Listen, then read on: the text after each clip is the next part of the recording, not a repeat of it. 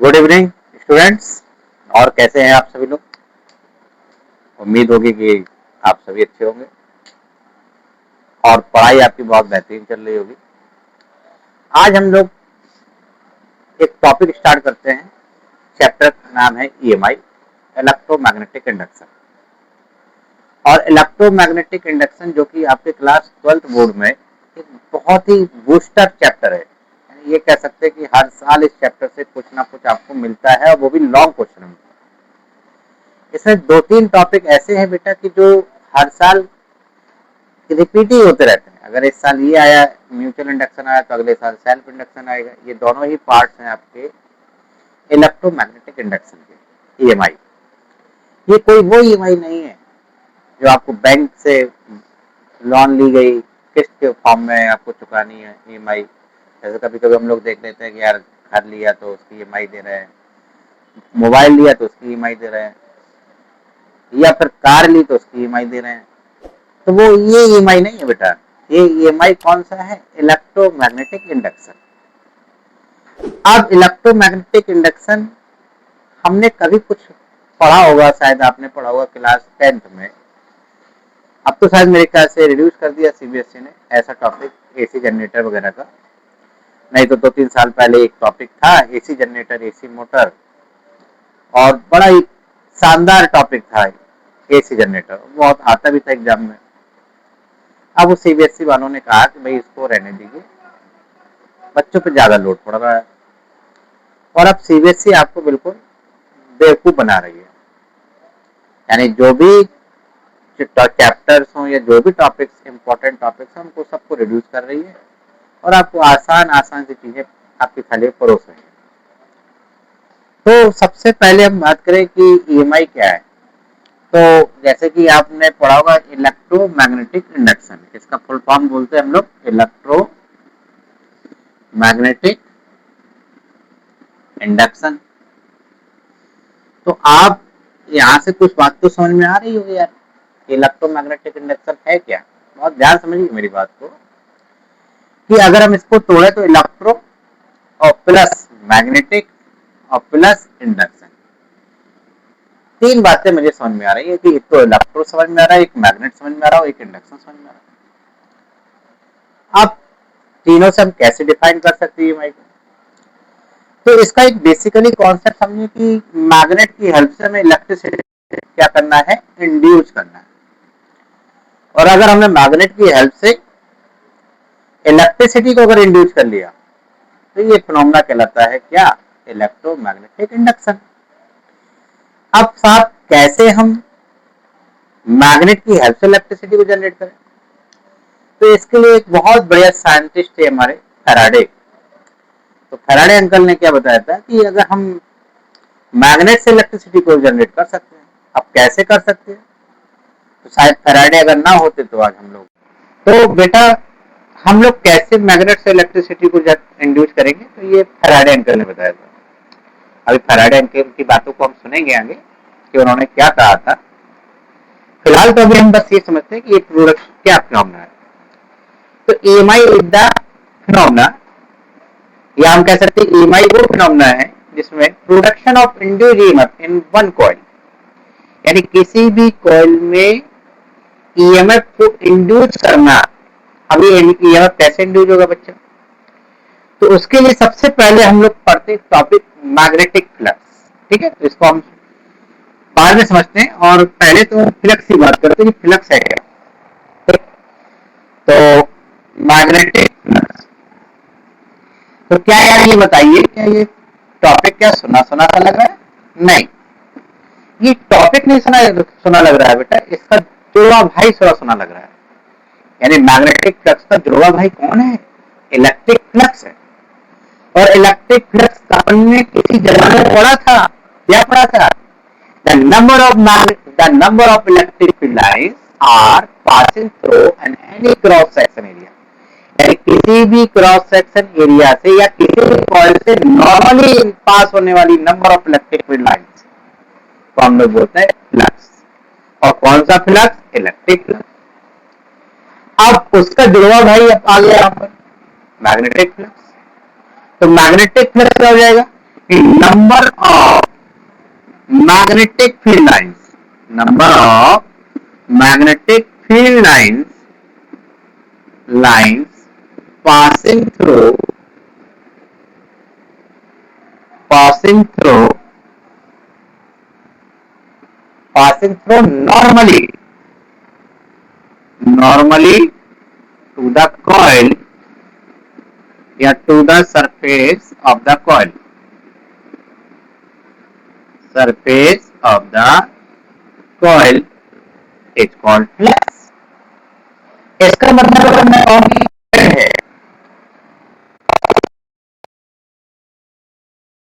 करेंगे, तो अगर यहाँ पर number of magnetic field lines अगर इस तरीके से पास कर रही बच्चा, तो बताइए फ्लक्स की वैल्यू क्या होगी? तो फ्लक्स का मतलब ही है कि कॉइल से पास होने वाली number of magnetic field line, वही तुम्हारा कहलाता है मैग्नेटिक फ्लक्स। तो क्या ये वाली लाइन इस कॉइल को क्रॉस कर रही है? नहीं कर रही। क्या ये वाली लाइन मैग्नेटिक फील्ड लाइन क्या इसको क्रॉस कर रही है? नहीं कर रही, इसको टच करके भग जा रही है। यानी जो पास करेंगी उन्हें हम बोलेंगे फ्लक्स। तो अगर मैं कहूं कि इसका मैग्नेटिक फ्लक्स कितना हो जाएगा, तो फाई इक्वल टू 3। अब इलेक्ट्रिक फ्लक्स को हम डिनोट करते थे किससे बेटा? फाई ई से। लेकिन जब मैग्नेटिक फ्लक्स की बात करेंगे तो इसको किससे डिनोट करेंगे? फाई बी से। तो phi B is the magnetic flux. तो यहाँ पर इसका फ्लक्स कितना होगा? 3 हो जाएगा। अब अगर यहीं पर अगर मैं कहूं कि इसका मैंने एरिया कम कर दिया, एरिया कम करने का मतलब क्या है कि इसके रेडियस को मैंने कम कर दिया।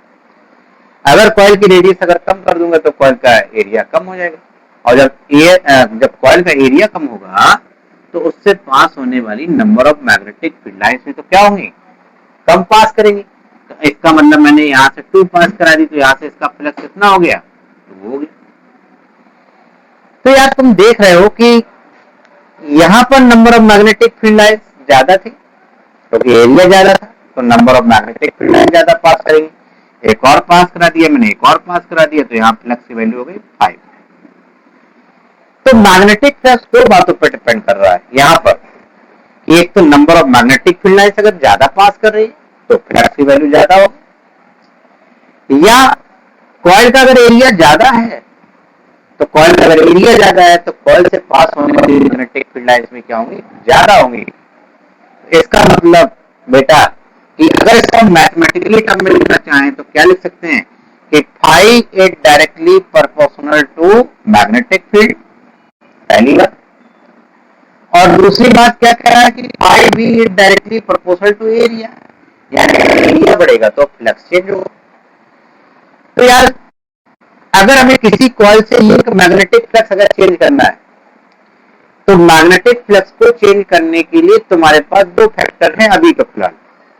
एक तो मैग्नेटिक फील्ड है कि मैग्नेटिक फील्ड लाइंस की अगर वैल्यू को चेंज करेंगे तो फ्लक्स चेंज होगा, या फिर कॉइल का एरिया चेंज होगा। और कॉइल का एरिया 2 ही बातों पर डिपेंड करता है कि या तो रेडियस की वैल्यू कम हो या रेडियस की वैल्यू ज्यादा हो। क्योंकि रेडियस अगर ज्यादा होगा तो एरिया ज्यादा होगा, रेडियस कम होगा तो एरिया। दूसरी बात की अगर हम कॉइल से किसी एंगल पे अगर हम लाइन को पास करा दें, तो हमने कहा ये पास करा दिया,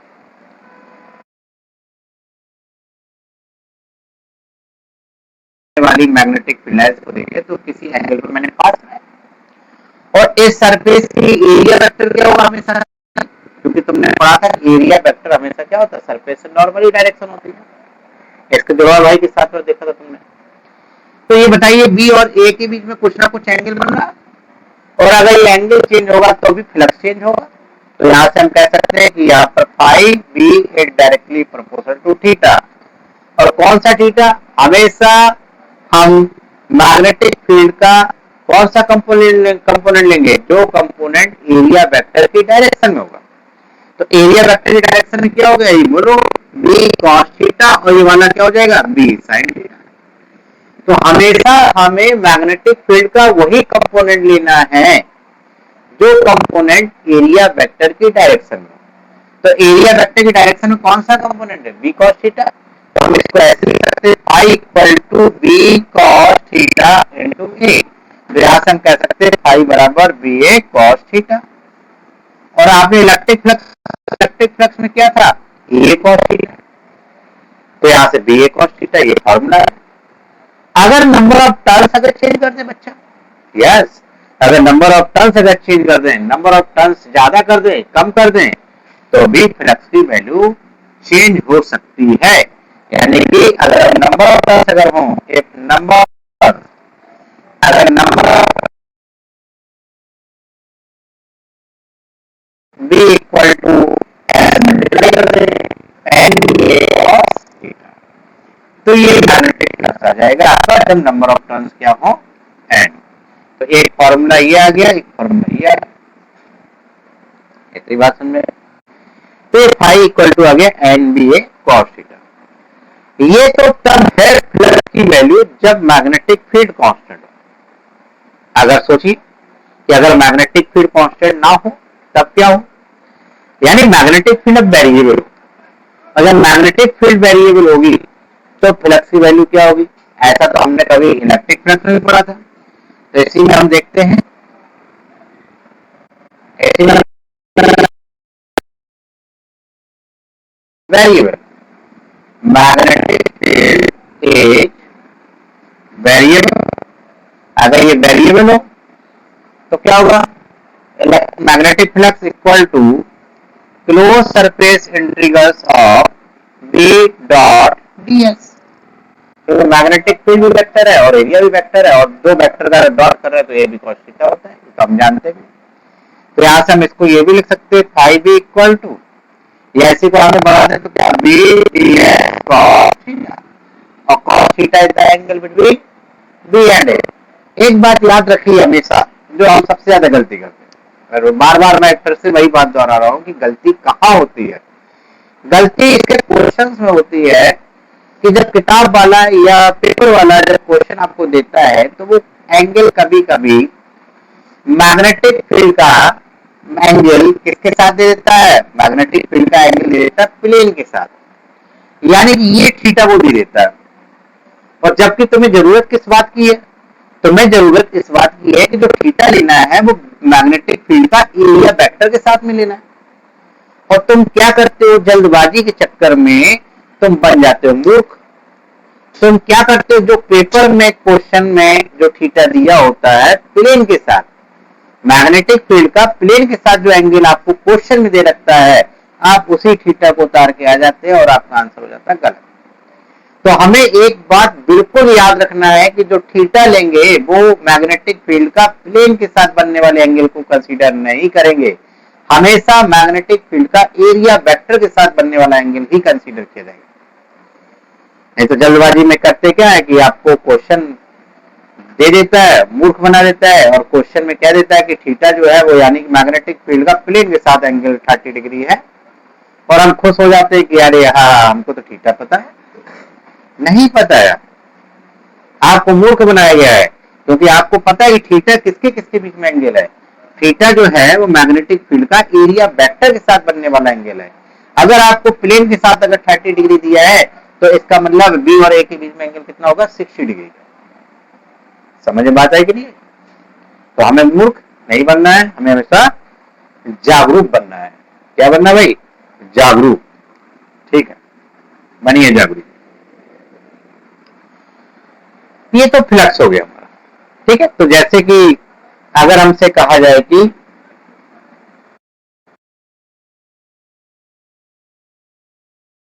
ठीक, अच्छा, अब हम लोग इसके बाद एक क्वेश्चन करते हैं।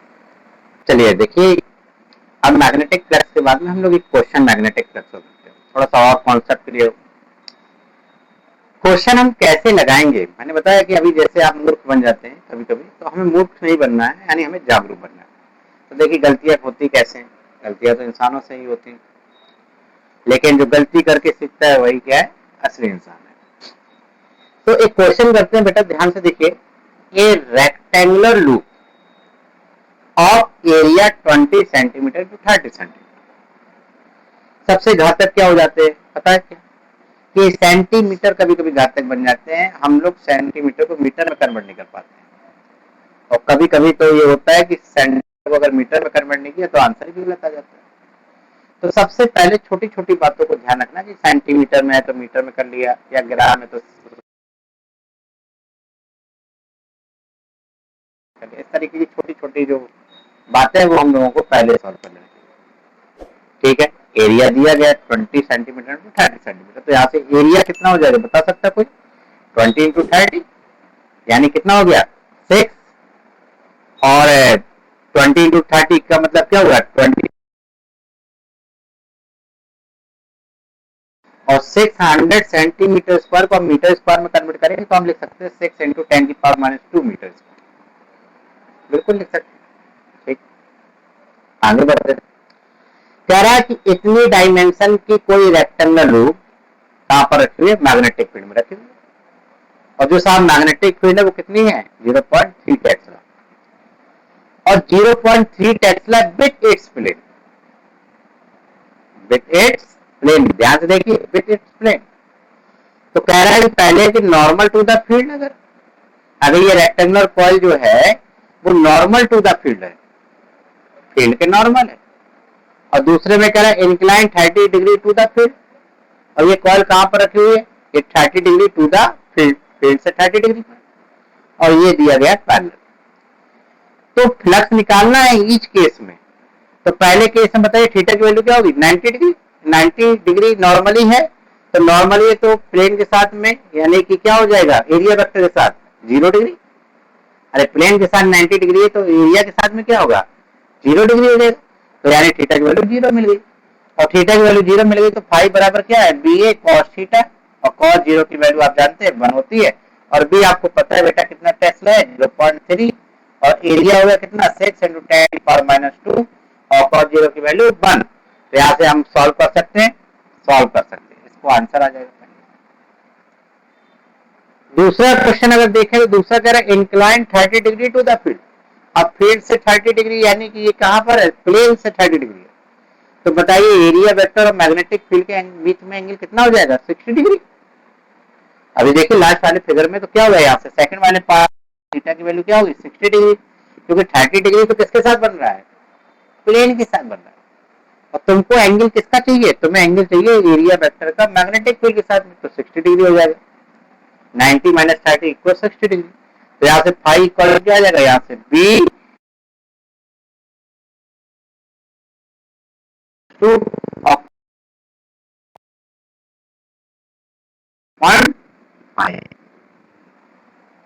क्लियर। तो यहाँ से इसको हम सॉल्व कर सकते हैं, ये भी आंसर आ जाएगा। थर्ड पार्ट, और पैरेलल टू द फील्ड का मतलब है कि अगर पैरेलल टू द फील्ड तो यहाँ से थीटा की वैल्यू क्या हो जाएगी बोलो भाई 90, और 90 अगर थीटा की वैल्यू 90 मिल गई तो मैं तो बताओ cos 90 की वैल्यू क्या होती है 0, तो प्लस की वैल्यू भी क्या हो जाएगी 0। तो इस तरीके से हम इस क्वेश्चन को अटेम्प्ट कर सकते हैं, और ऐसे क्वेश्चन आपके एग्जाम में आते हैं और आते रहे हैं, इसीलिए आपको बहुत ध्यान से ऐसे क्वेश्चन को सॉल्व करना है ताकि आपका थीटा गलत ना हो।